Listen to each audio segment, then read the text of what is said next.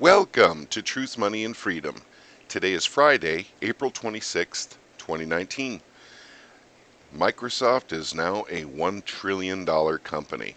Strong earnings push Microsoft towards a new milestone. Well, let's delve a little deeper, shall we? Microsoft has become the third U.S. company to pass the market cap of $1 trillion. The software giant passed the milestone briefly today after a jump in the stock price following a strong fiscal quarter 3 earnings. Microsoft joins Apple and Amazon in hitting the $1 trillion valuation ahead of rival Google. Microsoft's stock price opened at $130 per share today, up around 4% from the 125 closing price yesterday.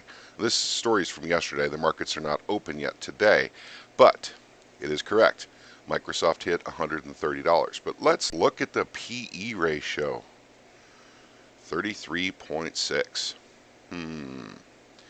Well, since what fair market value has been considered for, a century is about 13.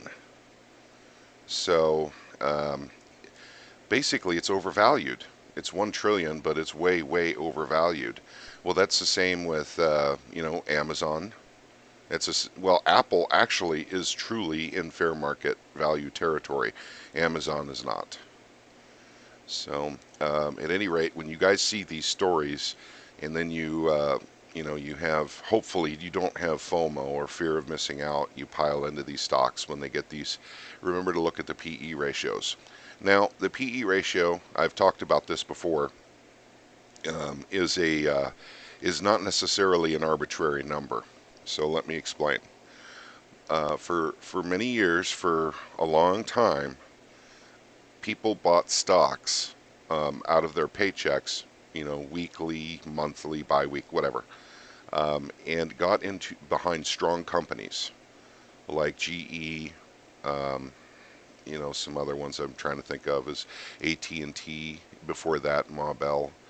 And what they did is they bought these stocks during their entire working careers so that they would have these stocks when they retired, and the dividends themselves would be the retirement, and then they would have the original stocks as well. But of course, back then you actually got physically mailed evidence that you own the stock. That doesn't happen anymore either. It's all digital now. So that was why that 13 number mattered. Okay, price to earnings ratio. Because basically 13 meant it would, within 13 years, their dividends would cover the original purchase price of the stock. But of course, that's not what people necessarily did. They kept their dividends in to buy more stock during their working lives. And then they would live off the dividends once they retired. And then, the original stocks could be passed down to family members, to the kids or grandkids or what have you. Well, after that, most companies don't pay dividends anymore, as everyone here knows. So what it became then is a guideline to purchase stocks. Basically, if the company's earnings this year, hit a PE ratio this year on their earnings, then basically in 13 years, basically that the stock itself was not overvalued. Let's just put it that way, because they don't pay dividends anymore. I'm not even sure the PE ratio really entirely matters, but when you hit, these 33 to, we've seen them as high as 400, and that was actually Netflix.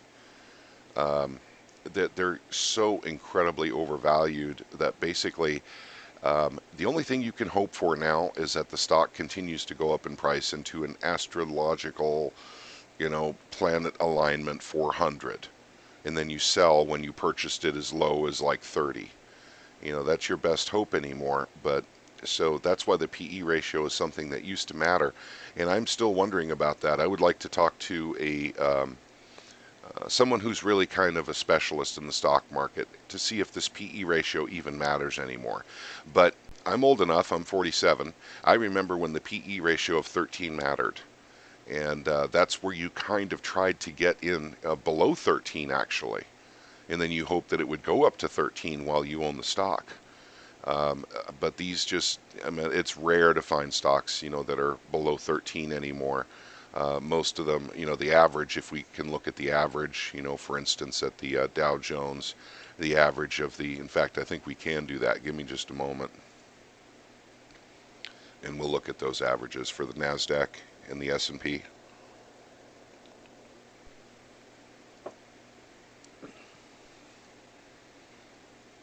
Okay, let's look at the Dow first. Average PE 21.7 for the Dow. So that's, higher than 13. It's not extremely high, but it is higher. And, some stocks are lower, some are higher. We've looked at this before. Coca-Cola's at 30. Um, but Apple's a little high right now, 16.8. Apple was in 13 territory about a month ago. Okay, well, we've looked at the Dow Jones. Let's look at the NASDAQ. Average PE is 29.7, real close to 30. Let's look at the S&P. 22.6 for the average. So that's what I'm talking about. So the only reason I even brought this up in the first place is just to illustrate, basically that the valuation of Xbox, or I'm sorry, not Xbox, but Microsoft, may be a little bit high. And maybe you don't want to, chance that. But that's the only reason I even brought it up or even decided to make it out of a podcast. Those of you who are older in my age group, you guys will know what I'm talking about. Those of you who are younger, you can get a little perspective of the way we look at the stock market, we being Generation X. So, all right, but that's all I have for you for now. You guys have a wonderful day. God bless you all.